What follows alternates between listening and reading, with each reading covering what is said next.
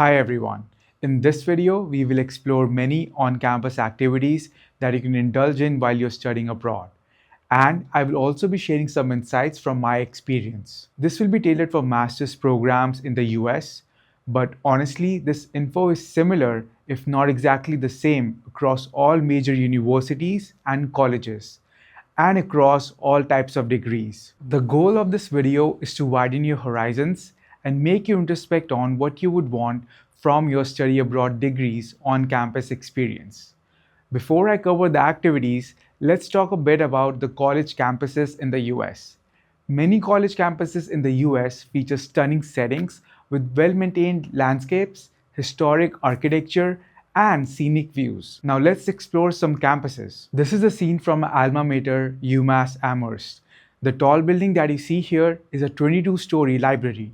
Yes, library is the tallest building on the campus, and it is surrounded by this beautiful lake. And now this view is literally from a scene from a Harry Potter movie, but it is actually the Howard University in Boston. Then we have this beautiful cherry blossoms in spring at University of Washington. And you will find these vibrant fall colors in almost every college campus in the Northeast region. While most universities have their college campuses in a closed setting, some are actually built in the city, which gives you an urban experience feel to it.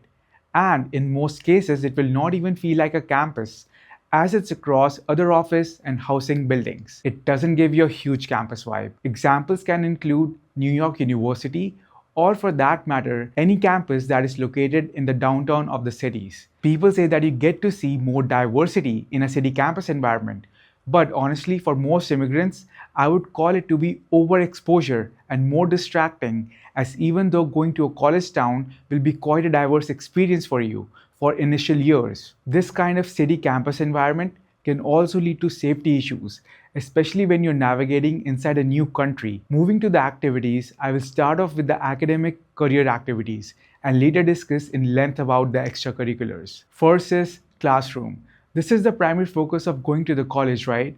In most courses, you will be allowed laptops or iPads for taking notes. In the end, it entirely strictly depends on the professor.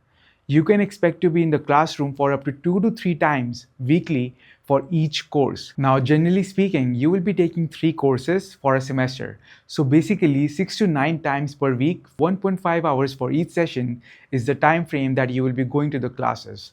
Now, depending on your courses, your program and university, you can have a class with a huge hall or auditorium, or even with a very small class of 5 students. For the subjects or courses that you're really interested in general, you should prefer classes with less number of students to have more person-to-person interactions with the professors and other students. Some rule of thumbs that you should remember: first, harder the course, smaller the class size.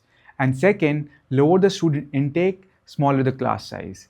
You will more likely learn more in a small class size and build meaningful relationships with classmates and professors. But it doesn't mean that you shouldn't take the courses with more students. Popular subjects, famous professors will usually attract more students that will be interested.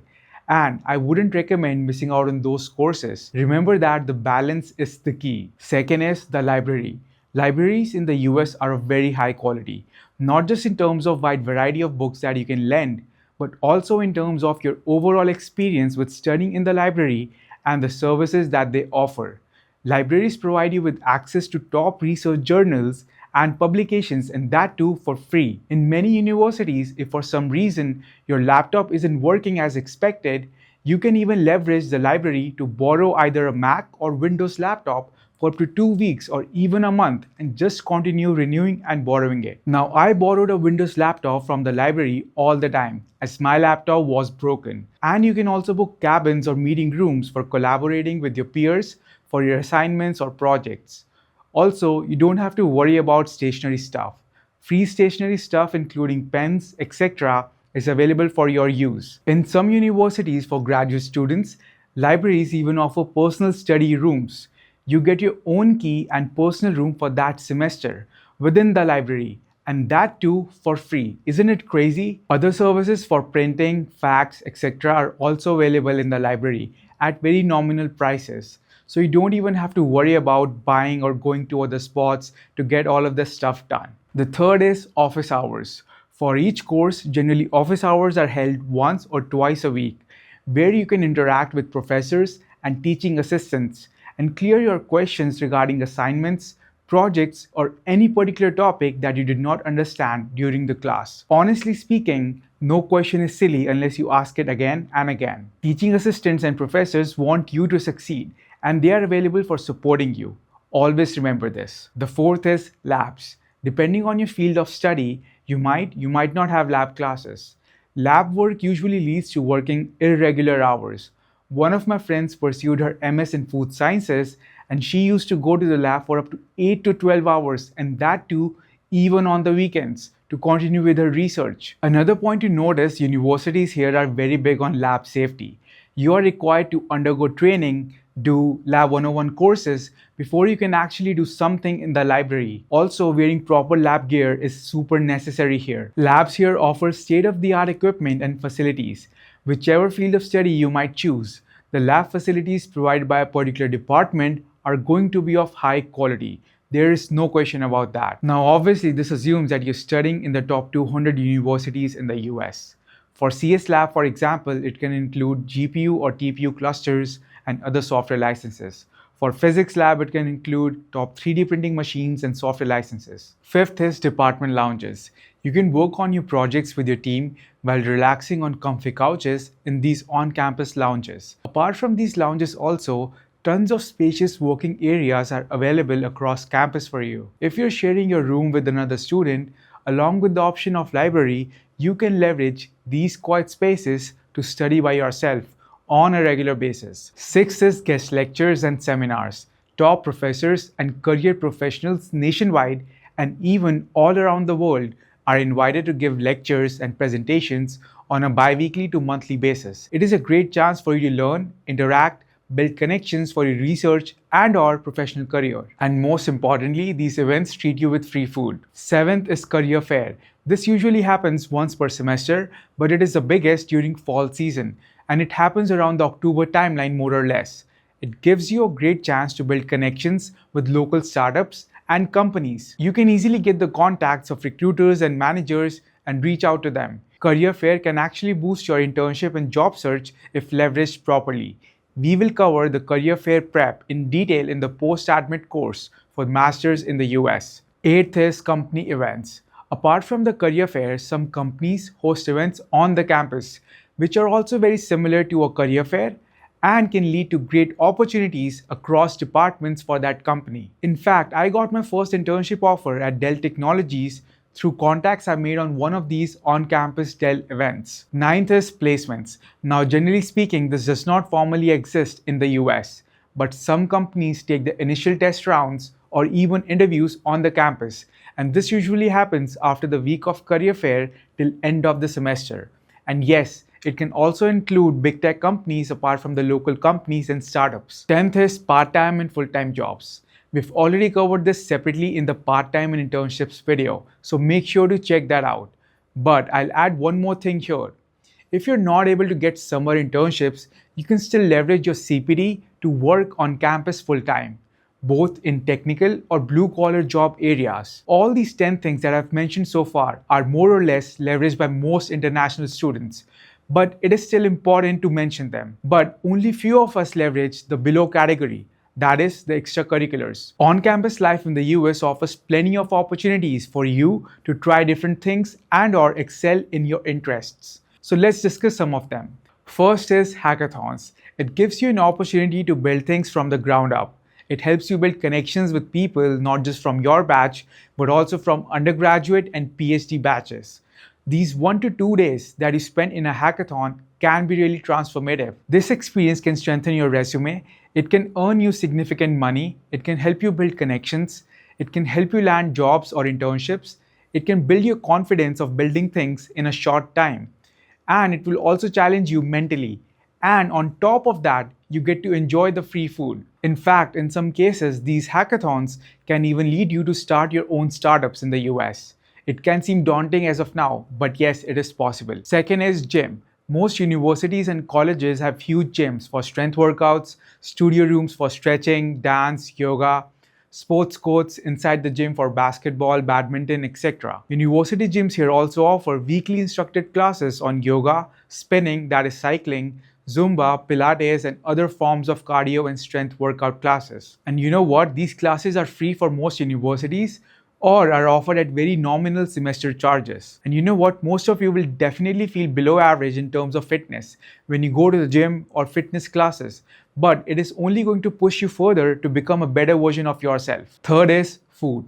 Most universities offer a variety of cuisine-based campus restaurants, fast food restaurants, coffee and dessert shops, and also dining commons. Since most of the international students are in the savings mindset, most students don't actually try these different food options because they think it can be very expensive. But in my opinion, you should at least experience many of these food options once to at least be aware of what is what. Dining commons are like a hostel mess, but in the US, they are of super high quality. And even though the US is infamous for fast food, there are tons of healthy options and vegetarian options available for you on the campus. Now, fourth is your hobbies. Whatever hobby you have, more likely than not, you will be able to find a club regarding it on the campus. Whether it's a particular dance form that you're interested in, or painting, or singing, or photography, you will be able to find a high quality club for it. And most of these clubs host events where even if you're not a part, you can still go and try it out and learn them. And this is another way for you to interact across cultures and also undergraduate students. Fifth is pickup and dating. This is again one area where most of you will find it challenging as it is completely out of your comfort zone to date across the cultures. But the more you try it out, you can build up your confidence and you can learn from your bad experiences and have fun in the end. Sixth is parties. You'll have lots of opportunities to party during your campus life. Usually Thursdays are the last day of classes for the week and parties start from that Thursday night itself and it goes on till the Saturday night. You can hit up clubs, go to bars, do house parties, build friends and relationships, etc. You'll also be able to experience the tailgates. These are the pre-game parties that happen in a parking lot near the stadium of a football game. It is basically a daytime drinking party. Seventh is games and concerts. These are again once in a lifetime kind of experiences that you can experience at the university, whether it is a football game, ice hockey game, or a top music artist's concert. You should experience these things at least once. And you should also watch the vlogs of current or recent international students to get the vibe of the campus life here in the US. You know, students in the West usually have very interesting lives in terms of experiences they have had in the extracurriculars. And also they're super confident and strong in communication. Whereas international students from the East usually keep most of their focus on academics. They're not super confident and they're not great in communication. Obviously, it's a general statement, but it is actually true. Focusing on academics is obviously good for their careers, but then most of these students are stuck in their friend groups, which are also of the similar-minded students. If you have multicultural friend groups and participate in different extracurricular activities, I guarantee 100% you will improve your confidence, your communication, and grow your experiences. Most students do not leverage these extracurricular activities as it costs them time and money, which they might spend on academics and save that money for the future. Instead, they don't try to get a great part-time job and spend from those earnings, or leverage the free campus extracurricular activities to the fullest. But you know what? It actually costs them a lot more in the long run. After graduating, it becomes even harder for them to mix and integrate with the Americans. Unless they have some common experiences, it is harder for them to build deep friendships and relationships. This is why balancing is the key between your career and enjoyment goals in the US. Obviously, you won't be able to do everything from whatever I've listed to the fullest extent.